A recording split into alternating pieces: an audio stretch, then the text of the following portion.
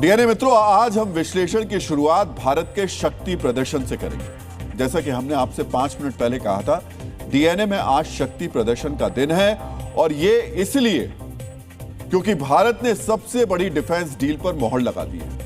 ये डील कैसे पाकिस्तान में डर का माहौल 3 गुना बढ़ाने वाली है, इसका विश्लेषण आज हम करने वाले हैं। लेकिन पहले आपको 2 तस्वीरें दिखा देते हैं। मित्रों, एक तरफ हिंदुस्तान है और दूसरी ओर पाकिस्तान है। दोनों देशों में सबसे बड़ा फर्क क्या है पता है आपको?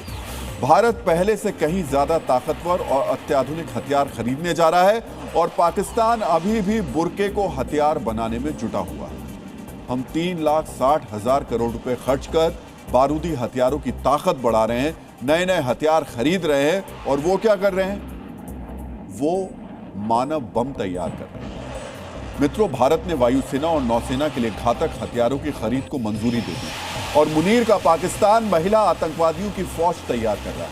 एक ऐसी फौज जो फिदाइन यानी आत्मघाती हमलावर की तरह काम करेगी। पाकिस्तान के इस आत्मघाती हथियार के बारे में हम आपको आगे विस्तार से बताएंगे, लेकिन उससे पहले हम भारत के नए शक्ति प्रदर्शन का विश्लेषण करेंगे। मित्रों, भारत के डीएसी यानी डिफेंस एक्विजिशन काउंसिल ने भारत फ्रांस से 114 अतिरिक्त रफाल फाइटर जेट्स खरीदने के प्रस्ताव पर मोहर लगा दी। इन 114 में से 90 रफाल फाइटर जेट भारत में ही बनाए जाएंगे, यानी इस डील से मेक इन इंडिया अभियान को भी आगे बढ़ाया जाएगा। रफाल वही लड़ाकू विमान है जिसके पराक्रम का प्रमाण पाकिस्तान को ऑपरेशन सिंदूर के दौरान मिला था। रफाल के लिए फ्रांस से डील की गई है तो अमेरिका के साथ भी 2 बड़ी डील को सहमति दी गई है। अमेरिका के साथ होने वाले सौदे के तहत भारतीय नौसेना के लिए 6 P-8I टोही विमान खरीदे जाएंगे। नेवी के लिए ही एंटी सबमरीन यानी पनडुब्बी रोधी क्षमता से लैस हेलीकॉप्टर भी खरीदे जाएंगे। जैसा कि हमने आपको बताया, फ्रांस और अमेरिका के साथ होने वाली इन डील्स की लागत 3,60,000 करोड़ रुपए है। डीएनए मित्रों, आजकल अंग्रेजी का एक शब्द आप कई बार सुनते होंगे। यह शब्द है जेंडर इक्वेलिटी, यानी महिला पुरुष के बीच समानता। यह दुनिया में पहली बार होगा कि आतंक और कथित जिहाद के लिए भी महिला पुरुषों की समानता का दम भरा जा रहा है। खैर, ये पाकिस्तान है, यहां आतंक फैलाने और भारत को नुकसान पहुंचाने के लिए मुनीर कुछ भी कर सकता है। मित्रों, हाफिज सईद ने खातून आतंकवादियों का चेहरा पहली बार दिखाया है तो आतंक के धंधे में उसके पार्टनर मसूद अजहर के लिए आज एक बुरी खबर आई है। संयुक्त राष्ट्र की सुरक्षा परिषद में किस तरह पाकिस्तान और जैश को बेपर्दा किया गया, यह भी आपको बेहद ध्यान से देखना चाहिए। मित्रों, सुरक्षा परिषद की एक फैक्ट फाइंडिंग कमेटी ने दिल्ली में लाल किले के नजदीक हुए ब्लास्ट पर अपनी रिपोर्ट सामने रखी है। इस रिपोर्ट में साफ साफ कहा गया है कि लाल किला बम धमाके के पीछे मसूद अजहर के जैश ए मोहम्मद का हाथ है। रिपोर्ट में मसूद अजहर की महिला आतंकवादियों की पलटन यानी जैश उल मुमिनात का भी जिक्र है। फैक्ट फाइंडिंग कमेटी ने जैश की महिला आतंकवादियों को आने वाले वक्त में बहुत बड़ा खतरा करार दिया है।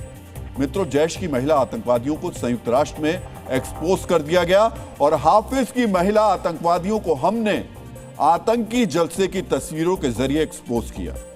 संयुक्त राष्ट्र की सुरक्षा परिषद से आई ये रिपोर्ट न सिर्फ मसूद अजहर बल्कि उसके आका आसिम मुनीर की दिक्कतें बहुत हद तक बढ़ा सकती है। 2009 से लेकर अब तक जितनी बार भारत ने सुरक्षा परिषद में जैश के खिलाफ प्रस्ताव रखा, उसके विरोध में चीन ने स्थायी सदस्य होने के नाते वीटो कर दिया। अब सुरक्षा परिषद खुद जैश और आतंकी हमले के कनेक्शन को साबित कर चुकी है। ऐसे हालात में चीन के लिए अगली बार जैश ए मोहम्मद के मुद्दे पर वीटो करना काफी मुश्किल साबित होगा। मित्रों, आगे बढ़ने से पहले हम आपको पाकिस्तान का एक दिलचस्प तथ्य बताना चाहते हैं। इन आंकड़ों से आपको पता चल जाएगा कि पाकिस्तान की असलियत क्या है। मित्रों, स्वतंत्र आंकलनों के मुताबिक लश्कर ए तैयबा और जैश ए मोहम्मद के साथ 10,000 से ज्यादा पाकिस्तानी महिलाएं जुड़ी हुई हैं। मसूद अजहर ने जैश उल मुमिनात के तहत महिला आतंकवादियों को भर्ती किया है तो हाफिज सईद ने मुस्लिम वीमेन लीग के झंडे तले महिला आतंकवादी तैयार किए। दूसरी तरफ अगर आप पाकिस्तानी सेना पर नजर डालें तो पाकिस्तानी फौज में सिर्फ, ध्यान से सुनिएगा, पाकिस्तानी फौज में सिर्फ 5,000 महिलाएं हैं, जिनमें से तकरीबन 700 अफसर रैंक पर हैं और बाकी 4,300 दूसरी अन्य रैंक्स पर हैं।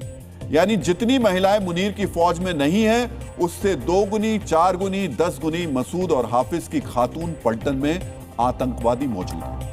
यहां आपको जानना चाहिए कि महिला आतंकवादियों को खड़ा करने का यह प्लान कुछ महीनों या सालों में नहीं बना।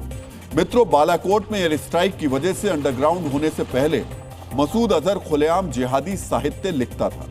यह साहित्य सादी के नाम से लिखा जाता था। उस दौर में मसूद अजहर ने एक निबंध लिखा था। इस निबंध का नाम था मेरी मुसलमान बहना। निबंध में मसूद अजहर ने लिखा था, जिहाद में शामिल होना हर मुस्लिम महिला का फर्ज है। मसूद और हाफिज की वही पुरानी साजिशें आज बुरके वाले बम की शक्ल में सामने आ रही हैं। जिस महिला को जननी की परिभाषा दी जाती है, उन महिलाओं को आतंक के इन काले किरदारों ने जिंदगी खत्म कर देने वाला हथियार बना दिया है।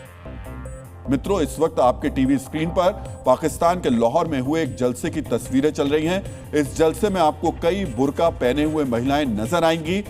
दरअसल यह जलसा लश्कर तैयबा के महिला विंग का है।